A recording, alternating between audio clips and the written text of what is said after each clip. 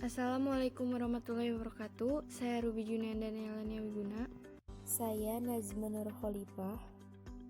Kami akan mempresentasikan mengenai jaringan meristem. Jaringan meristem. Jaringan adalah sekelompok sel yang mempunyai asal, struktur, dan fungsi yang sama. Tumbuhan tersusun atas dua jenis jaringan, yaitu jaringan meristem dan jaringan dewasa. Jaringan meristem atau disebut juga jaringan embrional adalah jaringan yang sel-selnya aktif membelah secara mitosis, sehingga tumbuhan mengalami pertambahan tinggi dan volume. Ciri-ciri jaringan meristem. Jaringan meristem memiliki ciri-ciri. Yang pertama, terdiri atas sel-sel muda yang aktif membelah dan berukuran kecil. Yang kedua, susunan selnya sangat rapat sehingga tidak memiliki ruang antar sel. Yang ketiga, bentuk selnya bulat, lonjong, poligonal, kuboid, atau prismatik dengan dinding sel yang tipis. Yang keempat, sel-selnya memiliki banyak protolasma yang memenuhi isi sel. Yang kelima, sel-selnya memiliki satu atau dua inti sel yang berukuran besar. Keenam, vakuola selnya sangat kecil atau tidak ada sama sekali, dengan plastida yang belum matang atau berupa proplastida. 7. Sel-selnya belum mengalami diferensiasi atau spesialisasi dalam mendukung fungsi tertentu pada tumbuhan. Yang terakhir, beberapa berfungsi sebagai jaringan penyimpan makanan. Fungsi jaringan meristem. Jaringan meristem berfungsi sebagai jaringan embrionik untuk membentuk sel-sel baru. Keberadaan jaringan meristem sangat penting bagi pertumbuhan dan perkembangan tumbuhan. Hal ini dikarenakan jaringan meristem menjadi kunci terbentuknya jaringan dewasa melalui proses diferensi atau spesialisasi. Jenis-jenis jaringan meristem berdasarkan posisinya pada tubuh tumbuhan. A. Meristem apikal.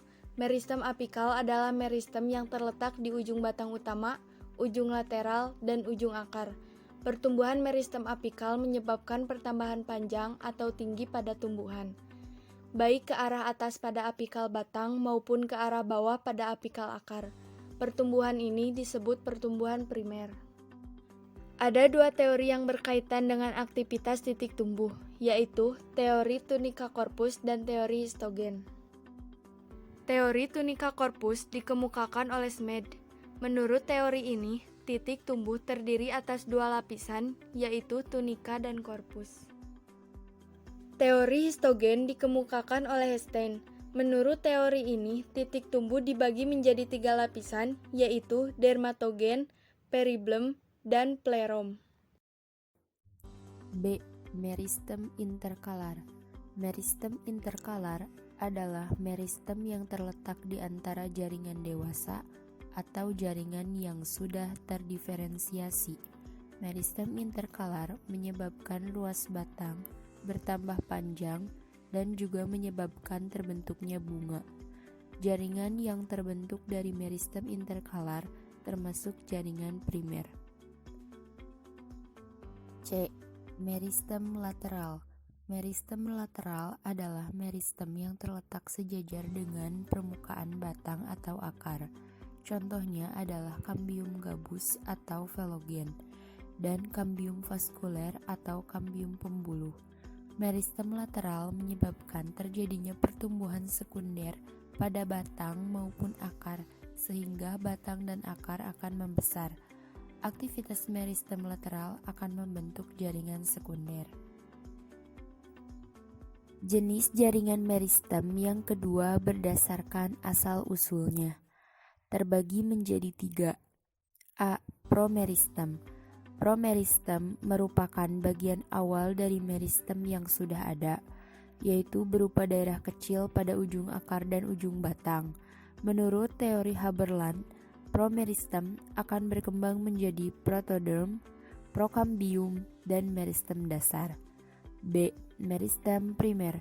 Meristem primer merupakan jaringan yang berasal dari perkembangan promeristem. Meristem primer memiliki sel-sel yang berkembang langsung dari sel-sel embrionik yang terdapat di ujung batang dan ujung akar. Meristem primer menyebabkan pertumbuhan primer. yaitu pertumbuhan vertikal yang mengakibatkan perpanjangan batang dan akar. C. Meristem sekunder. Meristem sekunder merupakan jaringan yang berasal dari sel-sel dewasa yang berubah sifatnya menjadi sel-sel meristematik. Sel-sel meristem sekunder berbentuk pipih atau prisma dan memiliki vakuola yang besar di bagian tengahnya. Contohnya adalah kambium vaskuler dan kambium gabus atau velogen. Kambium vaskuler. Kambium vaskuler merupakan lapisan sel-sel yang aktif membelah di antara pembuluh angkut xilem dan flum. Kambium ini ditemukan pada tumbuhan dikotil, gimnosperma, dan beberapa monokotil seperti agave, aloe, yucca, dan dracaena. Kambium menyebabkan pertumbuhan sekunder sehingga batang bertambah besar. Aktivitas kambium vaskuler ke arah luar akan berbentuk flum atau pembuluh tapis dan ke arah dalam akan membentuk xilem atau pembuluh kayu. Kambium gabus atau velogen. Kambium gabus atau velogen adalah jaringan kambium yang membentuk lapisan periderm atau pelindung. Kambium ini terletak di bawah epidermis batang dan akar yang sudah tua. Aktivitas kambium gabus ke arah luar akan membentuk velum atau lapisan gabus dan ke arah dalam akan membentuk veloderm atau korteks sekunder. Pada umumnya, velum merupakan sel-sel mati, sedangkan veloderm merupakan sel-sel hidup. Sekian presentasi yang dapat kami sampaikan. Mohon maaf atas segala kekurangannya. Terima kasih. Wassalamualaikum warahmatullahi wabarakatuh.